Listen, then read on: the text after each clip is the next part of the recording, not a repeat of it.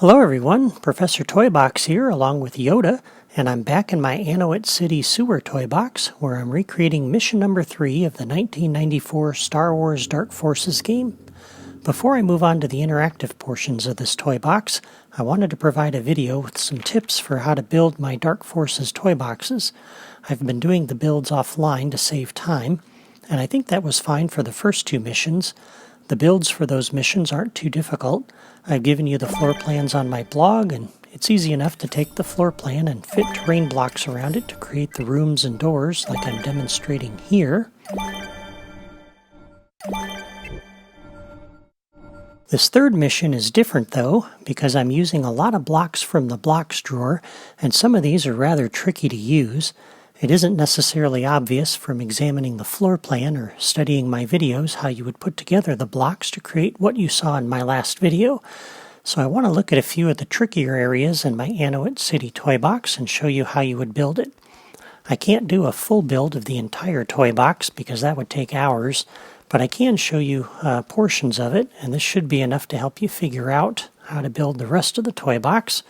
So the first area we're going to look at is this little side area here where the Imperial probe droid was, and I'll come into Spark mode and give you a good look at this. So as we look at this area, I've cut away this pipe here so that you can see it a little bit more clearly, and I'll put the floor plan in the upper left corner, and as you can see we have a section here of blocks that we need to put in that have a diagonal wall that runs about like so. And there's a number of ways I could do this. I could come over here, for example, to the starting block.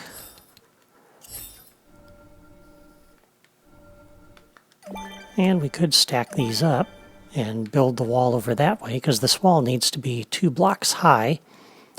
But that looks a little cheesy to me, and I don't like the seam that runs around through the middle of it. It would work, but it's not the best.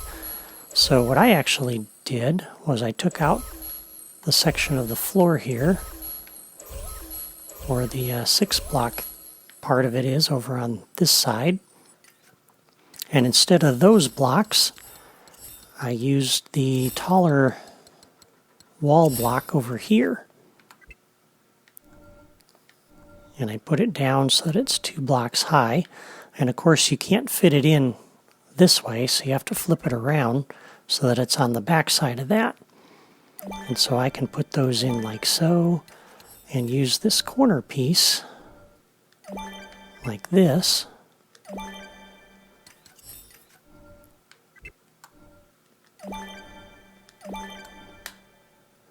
And now to me that looks a little bit better, because you don't have the seam running through the middle of the wall horizontally, and the corners are a lot more square, and these vertical seams aren't quite as noticeable. And yeah, the floor plate extends below the surface of the floor, but the player's never going to see that, so that's not a problem. And now for the diagonal section of this, if we come over here to the diagonal pieces, and we put these in. These are the pieces we have to use for this. And they're 2 blocks high again. And the problem though with that is because of the rounded corners, you have this gap right here that you can see right through. And even if I extend this wall over this way, take the floor out there like I did with the others, and put it in, well, let's just do that and then you can see what I'm talking about. So if I extend this over like so, that looks great on this side of the wall, but on this side you got a hole, and that's kind of noticeable. So that doesn't really work too well there. So what I did instead, I'll select this so I can get back over to that side of the blocks drawer. What I did instead was move one of these blocks down. And now the vertical seam's a little bit more pronounced because those have rounded edges, but the back side of this is filled, and so you're not going to see daylight when you look through there as you're running through the level. So that's one of the little tricks that I did to try to get the walls somewhat smooth. Some additional things you could do if those seams bothered you was that you could come down here to the smaller short wall block, and you could try to stack these up to cover all of these seams.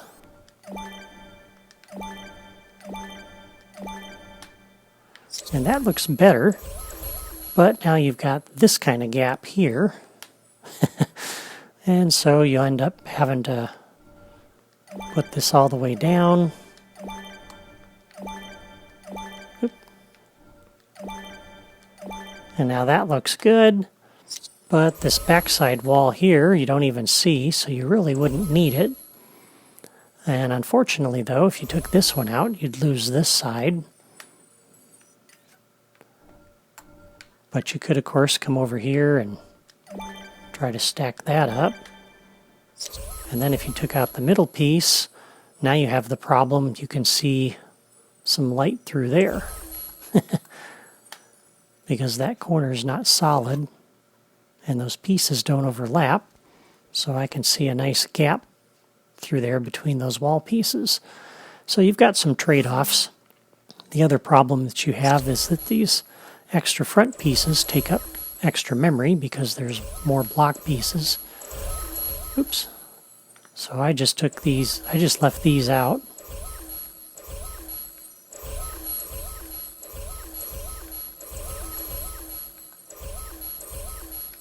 And went ahead and used these vertical pieces.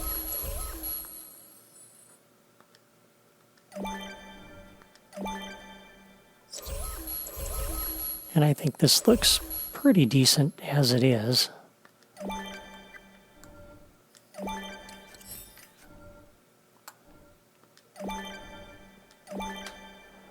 I could certainly just use these blocks here and place those through there, and that would work too, but again, the seams here, the vertical seam would be a little bit more pronounced. But that's your call. Either way, the blocks fit in. The main thing to point out is that these blocks here, in order to get them to sit in, have to be rotated. They can't sit like that, because then they hit the floor surface there. Okay, the next area we'll take a look at is the island. I've taken the roof off of this so that you can get a better look at this. And I've got the block here in the middle, and there's actually two of them stacked up.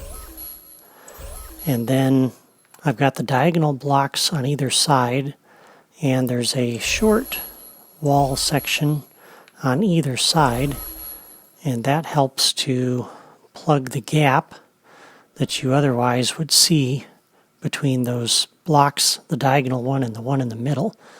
So that helps a lot with that. So I wanted to point out that because that might not be obvious from the diagram, how I did that and kept you from seeing that gap. And the other part of this is the walls surrounding the island and the sewage pond around it.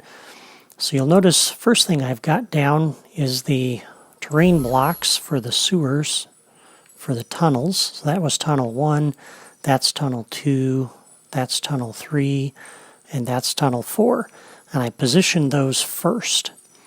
And then I start working on the walls, and I put these walls in over here already to start with so you can kind of see. And when I put this wall in, it's important that you don't put it in that way because it needs to be flush with the little corner section over here as well as the front of this. And that's necessary so that when we bring the waterfall in, it will sit flush against that wall and not be a problem. And as we go ahead and build the wall over here, this other side would be the same way. So we would put that there. Oops, wrong way. And then we put the flat section in. And another flat section here. And I can't use the corner here because this section sits out away from the wall, as you can see there as we look down on it. And you'd see the gap that's over here. You can kind of see it sticking out from the rest of the wall as you look down the wall. So because of that, I have to use this flat piece here and make sure again that that lines up flush with the block above it and the block next to it, so that when we bring over this, it'll sit flush against that, just like we did on the other side. And then we can start covering this side of the wall. And so if we come down here to this big piece one more time, and I don't recommend putting this piece in first, because if you do, that will sit there fine, but you'll see it sticks out from this wall a little bit. And so if we tried to bring the waterfall over now, it's not going to, because it's bumping up against that wall and it's highlighted in red. But if you come over here and take that back out, like that, and now we put the waterfall in, then we can come up and put this wall in, and you'll notice it doesn't bump up against the waterfall. It's not in red. So sometimes there's an order to how you have to do these things. And now we're going to leave a gap for that tunnel. And I don't want the tunnel to be that high. So I'm going to close off the top, and we'll make the tunnel gate 2 blocks high. We'll get to that in a future video here soon. And then we'll go ahead and put this one down. And now for this corner, we can use this corner section. You'll see it does stay flush with the panel that we just put down in the other side. And that works well. So then we'll put one in here and another little one up here to make room for that gate. And we're basically just covering up the terrain blocks and the gaps between them.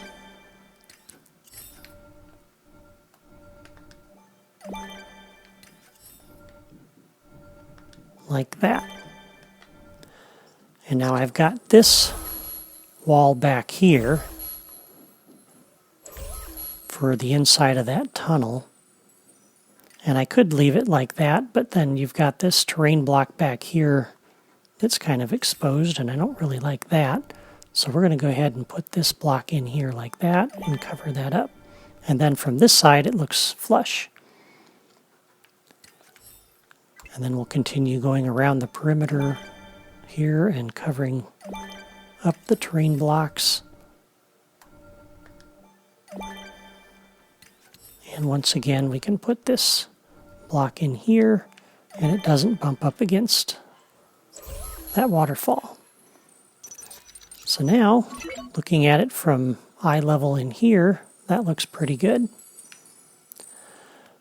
Now, one thing to note is as you come through these pipes and you're flushed out, when you come through, you're going to see the top of those terrain blocks, and that looks kind of ugly. You can also see down past them. And so one of the things that I did to try to hide that ugliness is to put down some floor surfaces here to cover these things up and make it look a little bit nicer. And from the top, it makes it look a little bit more solid, which is a good thing.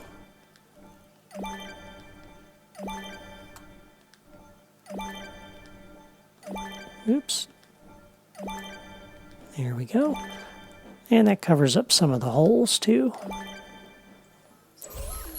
And then in order to prevent the user from looking down over the ugliness of the rest of the level, I've got these pieces up here that I had put down earlier.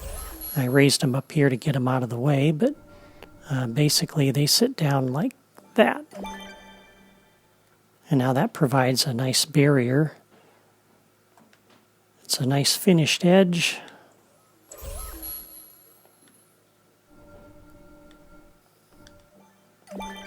and also hides the ugliness, so that as you're coming through the pipe, you see the island and the wall around it.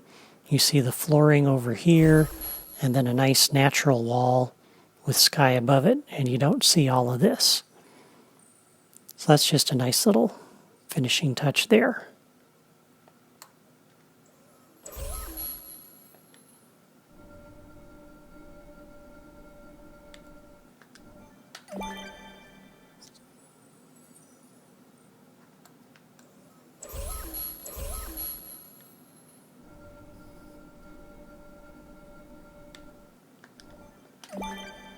There we go. Now it's all finished off, and that looks pretty good. And even though we don't see this section over here, you could cover this up, just in case you decide you want to play the toy box with a flying character. Then that helps cover that up and finish that off. And we can do the same thing for our little divider over here.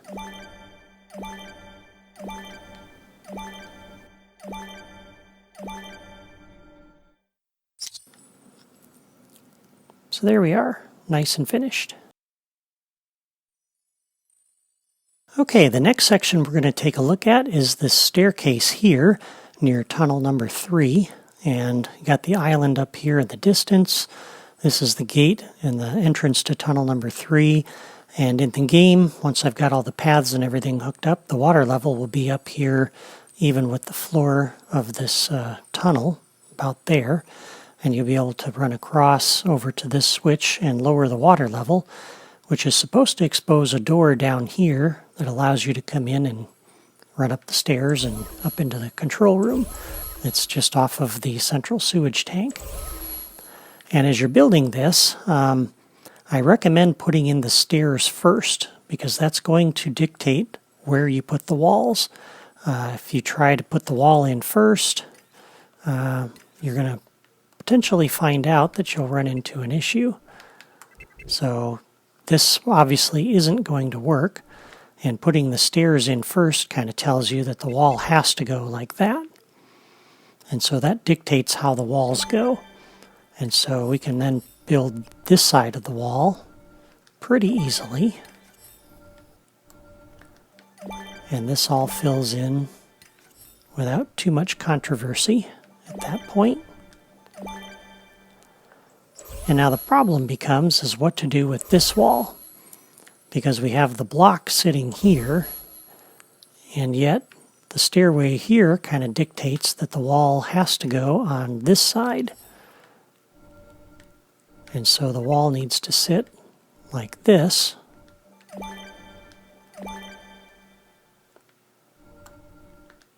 Right away, you can kind of see you have a problem because you have a gap that's there between those two wall surfaces. However, there's no gap here because that wall sits flush. We have a plain surface here on this side of the wall. This side you don't see through any gap there, but you do have a gap here because those don't line up next to each other and overlap at all. And we also have this ugly surface here from the tunnel that it'd be nice to cover that up, but I can't go down too far because I'll run into the stairs. So there's a bunch of trade-offs here. The easiest thing to do is probably to put that wall in there like that, and then you can just leave that wall surface. But I wasn't too happy with that, so what I chose to do instead was to cover up what I could. And so I put that corner piece in there like that, and I at least covered that up. And now that gives you something to cover that part of it. I could come over and do this, which does fill in that little gap there, because now you've got a wall behind it that kind of blocks that, but I can't do that down below. However, as you run through the tunnel and you come into this area, you're up here initially, you're not going to see this section down below. And when you run in here and flip the switch, which lowers the water level, the odds are you're not going to run back around over this direction. So that's kind of a trade-off. And when you come in here, you're going to be focused on going up the stairs, so more than likely you're not going to be looking that direction either. So that's kind of the compromise that I took on this little section, but that's how you fill in this narrow little wall here. It can be kind of tricky to make that fit, so I wanted you to see how I put that together. Okay, the last area I'm going to show you is the central sewage tank and how I built this. So again, basically it's just fitting the blocks in and making it fit the diagram there that you see. And I've placed these blocks here and stacked them up to kind of make that angled edge there. And did the same on this side, except I left a gap for that balcony area. And I put some pipes over here as kind of a nice finishing touch. But basically, this side is still unfinished, so what I've got here are the terrain blocks that I used initially to kind of lay out this area, and I put those down first to block it in, and built the little balcony up here for the control room and all of that. And then I need to cover this up, and so we want to kind of make it look similar to what we have over here, and try to make this look like a uniform room and not some kind of a hodgepodge of materials that were used. So as we come in here, we can just go ahead and line this up.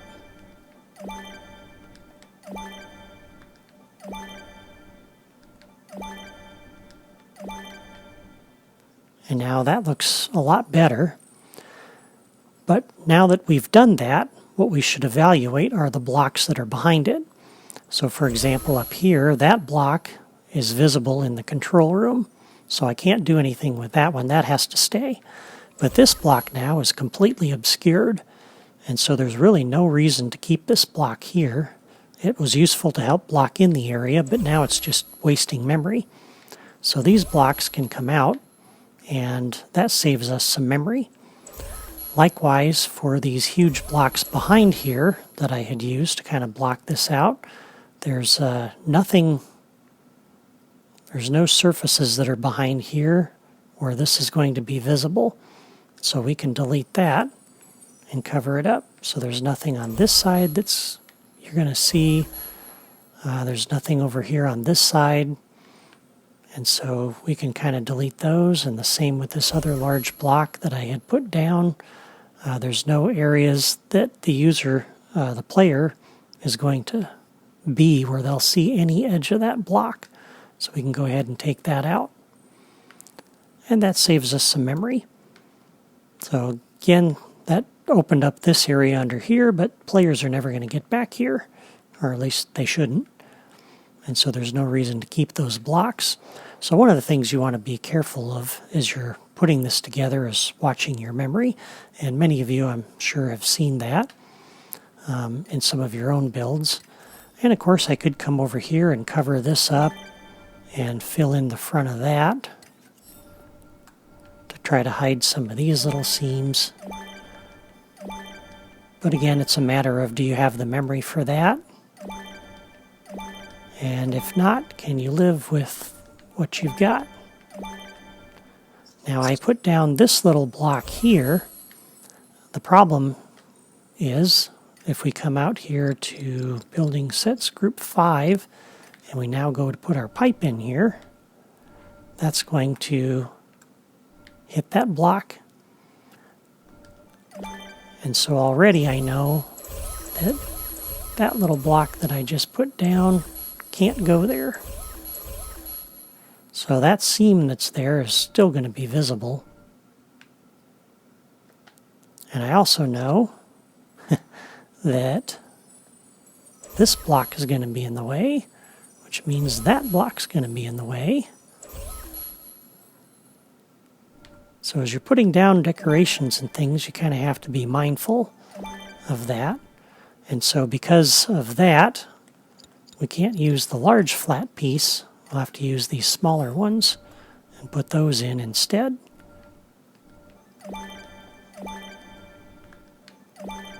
Like that.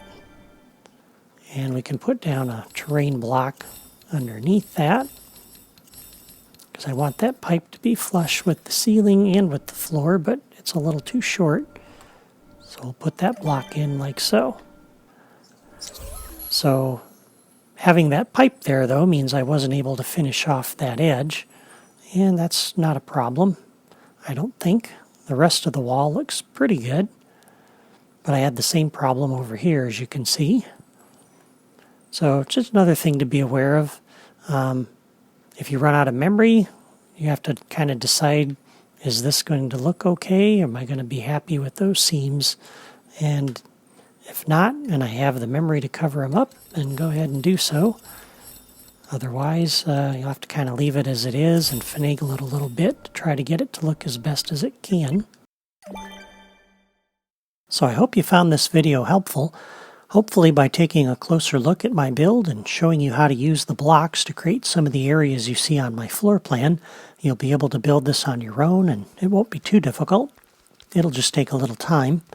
Next time I'm going to start working on the interactive parts of this toy box, and I'll begin with the pressure-sensitive elevator platforms.